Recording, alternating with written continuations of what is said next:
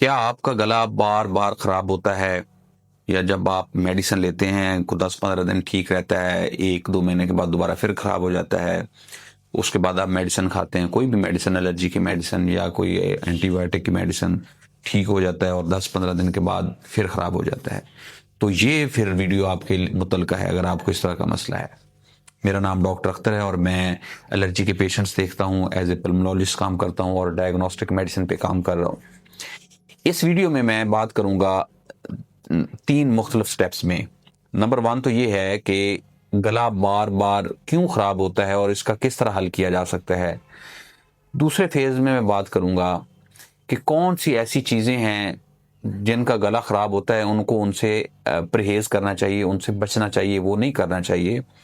और तीसरे लेवल पे ये बात करूंगा कि अगर आपका गला खराब होता है तो उसका आप क्या हल कर सकते हैं या कौन सी चीजें जो आपको करनी चाहिए। सबसे पहले मैं बात करता हूं कि गला क्यों बार बार खराब होता है, इसकी क्या वजूहात हैं और उसका क्या हल किया जा सकता है। नंबर 1 तो इसमें जो लोग बहुत ज़्यादा ठंडी चीज़ें इस्तेमाल करते हैं, खट्टी चीज़ें इस्तेमाल करते हैं या ऑयली चीज़ें इस्तेमाल करते हैं, उनका जो गला है वो बार बार ख़राब होता है। अब ठंडी से मुराद ये है कि मैं तासीर की बात नहीं कर रहा। अगर कोई ठंडा फ्रिज से, जो जिस तरह फ्रिज में ऊपर वाले पोर्शन में स्पेशली फ्रीजर में रख के जो खाना खाते हैं या बहुत जो ठंडी कोल्ड ड्रिंक पीते हैं, इस कैटेगरी, मतलब मैं जस्ट फ्रिज वाली ठंडक की बात कर रहा हूँ जो बर्फ से रिलेटेड है। तो अगर आपको इस तरह का मसला है, अगर आप इस तरह की कोई ठंडी चीज बहुत ज्यादा खाते हैं और उससे आपको गला खराब हो जाता है, तो इसमें हल क्या करना है। आप ये कर सकते हैं कि आप नॉर्मल ठंडी चीज इस्तेमाल कर सकते हैं, आपको मसला नहीं होगा और ये आपका एक अच्छा हल हो जाएगा। अगर आपका गला बार बार खराब हो रहा है और उसकी वजह से आप मेडिसिन यूज कर रहे हैं, उसके बाद आप फिर ठंडी चीजें इस्तेमाल कर रहे हैं, मतलब यक ठंडी की बात कर रहा हूँ, फ्रीजर की या फ्रिज की, उसके बाद, तो इस तरीके से ये आपका इलाज नहीं, ये आपका एक वक्ती कंट्रोल है और लॉन्ग टर्म में ये बड़े मसले मसाइल होते हैं। दूसरे लेवल पे जो ऑयली चीजें इस्तेमाल करते हैं बहुत ज्यादा, जिस तरह पकौड़े या समोसे, और वो भी आप जब शॉप से लेके खाते हैं, अब उसके फैक्टर ये होता है कि एक तो वो ऑयल बार बार यूज कर रहे होते हैं और दूसरा वो जो है, जो बनाने वाला है उसका हाइजीनिक क्या लेवल क्या है वो आपको नहीं पता।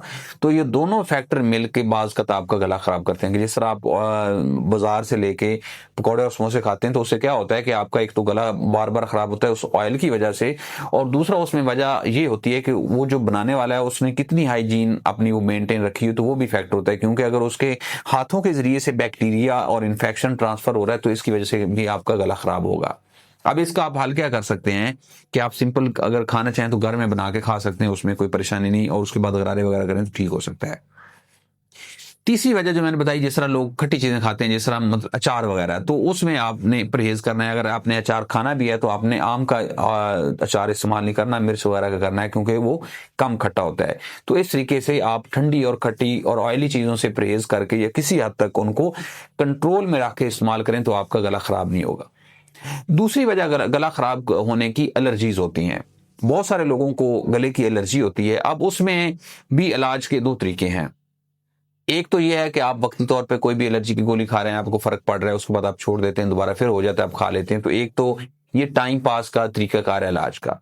दूसरा इसके मुस्तकिल इलाज भी होता है, वो हम वैक्सीन के जरिए करते हैं। हम वो ये करते हैं कि आपका टेस्ट करते हैं कि आपको किस किस चीज से एलर्जी हो रही है, उसका परहेज भी बता देते हैं, उसकी वैक्सीन कर देते हैं, तो वो एक हिसाब से इसका मुस्तकिल इलाज हो जाता है।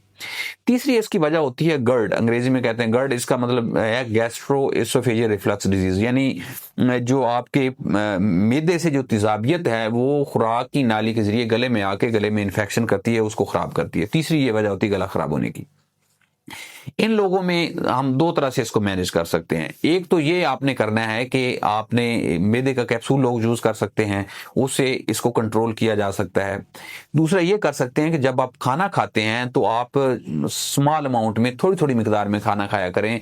स्पेशली रात को जो खाना है वो आपने 2 या 3 घंटे सोने से पहले खाना है और कम मिकदार में खाना है। तीसरा आप ये इसमें कर सकते हैं कि आपका जो सराहने वाली साइड है वो आपने 2 या 3 ईंटें ऊपर रखनी है पाँव वाली साइड से। तो अगर आप ये 2 या 3 एहतियातें करें तो इसमें भी काफी हद तक आपको जो गले का ये प्रॉब्लम हो रहा है ये काफी हद तक कंट्रोल हो जाता है। जो चौथा फैक्टर गला खराब होने का होता है, जो हमारे एस्थमा वाले पेशेंट इनहेलर यूज करते हैं और उसके बाद वो प्रॉपर गरारे नहीं करते या उनको गरारे की समझ नहीं आती। अब इसमें ये होता है कि जब आप इनहेलर यूज करते हैं तो उसकी वजह से जो फेफड़ों में मेडिसिन चलेगी जो गले में रहेगी वो उसमें फंगस हो जाता है, उसको हम टेक्निकली कैंडिडियासिस कहते हैं। अगर आप उसको आइडेंटिफाई करना चाहें तो आपने शीशे के सामने जाना है, अपना मुंह खोलना है, और आपको अगर उसमें व्हाइट कलर के पैचेस नजर आ रहे हैं तो इसका मतलब ये है कि आपको वो जो फंगस हो गया है और उस फंगस की वजह से आपका जो है गला बार बार खराब हो रहा है। उसका हल ये है, घर में जो आप कर सकते हैं कि आप उसको जो टूथ ब्रश के साथ अच्छी तरीके से साफ कर सकते हैं। साथ में हम फिर डिपेंड करता है कि आपकी कितनी शिद्दत, उस हिसाब से हम जो है ना वो ड्रॉप्स दे देते हैं एंटी फंगल, तो उससे भी आप ठीक हो जाते हैं।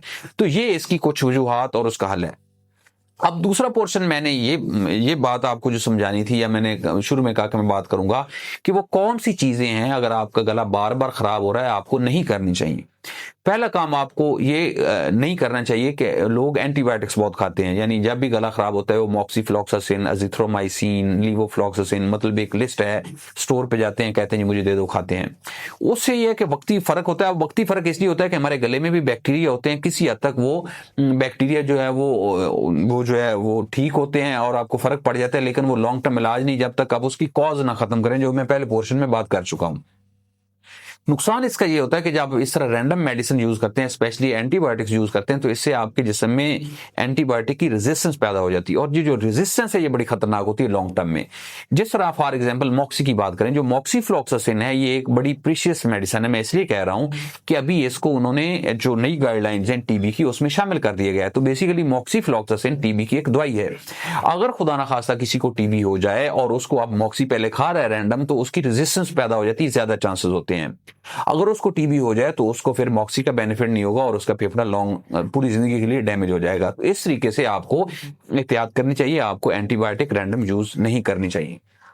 दूसरी एहतियात आप ये कर सकते हैं कि अगर आपको गर्ड की वजह से हो रहा है तो आपने, और स्पेशली इसमें आप ओबीज हैं या मोटे हैं, तो उसमें फिर आपने ये करना है कि वजन कम कर लेना है। जब वजन कम हो जाता है तो उसकी वजह से काफी हद तक ये जो सिम्टम्स कम हो जाती हैं, और आप जो है घर में आप ये कर सकते हैं कि दूध दही का इस्तेमाल कर सकते हैं, क्योंकि उसकी वजह से जो तेजाबियत है काफी हद तक जो है वो न्यूट्रलाइज हो जाती है मैदे की। तो आपने ये यूज करना है और साथ में एंटीबायोटिक यूज नहीं करनी। तीसरा काम जो आपने नहीं करना वो ये है कि आपने कोशिश करनी है कि जब भी जो मैंने मेडिसिन बात की, इनहेलर वगैरह की, आपको एज़मा है और आप मेडिसिन यूज करते हैं या आप नेबुलाइज करते हैं या वो कैप्सूल खींचने वाला करते हैं, तो आपने अच्छे तरीके से गरारे करने, कुली नहीं करनी। अब कौन सी ऐसी बातें जो आपको करनी चाहिए बेसिकली, अगर आप ओबीज हैं तो आपको वजन कम करना चाहिए। अगर आप बहुत ज्यादा ऑयली ठंडी खट्टी चीजें इस्तेमाल करते हैं तो आपको उन चीजों से परहेज करना चाहिए, क्योंकि उसकी वजह से ये मसले मसाइल ज्यादा होते हैं। और तीसरा जो आपको करना चाहिए वो ये है कि अगर आपको बार बार मसला हो रहा है या मैदे की वजह से है तो आपने मैदे वाला कैप्सूल रेगुलर यूज करना है, और आपने जो फैट वाली चीजें हैं, ऑयली चीजें, वो बहुत कम इस्तेमाल करनी है, और आपने खाने को 3 या 4 हिस्सों में डिवाइड करके खाना है। और आपने रात का खाना जो है वो आपने टाइमली खाना है, मतलब 2-3 घंटे का वक्फा रख के।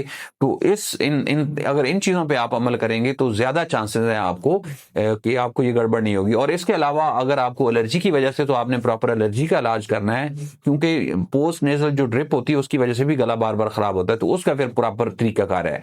हम मेडिसिन से भी इलाज करते हैं और वैक्सीन भी लगाते हैं, वो एक हिसाब से इसका मुश्किल इलाज हो जाता है।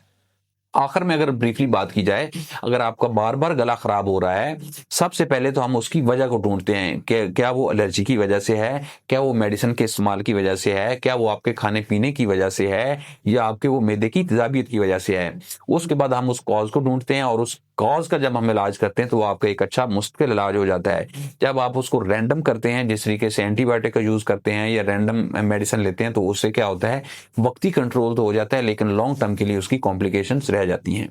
अगर आपका कोई प्रॉब्लम है जो अभी तक डायग्नोज नहीं हुआ, तशखीस नहीं हुई, आप कमेंट्स में वो लिखो, इंशाल्लाह मैं आपको वीडियो की शक्ल में उसका रिप्लाई करूंगा। अल्लाह ताला आपका और आपके घर वालों का आमीन। अल्लाह हाफिज।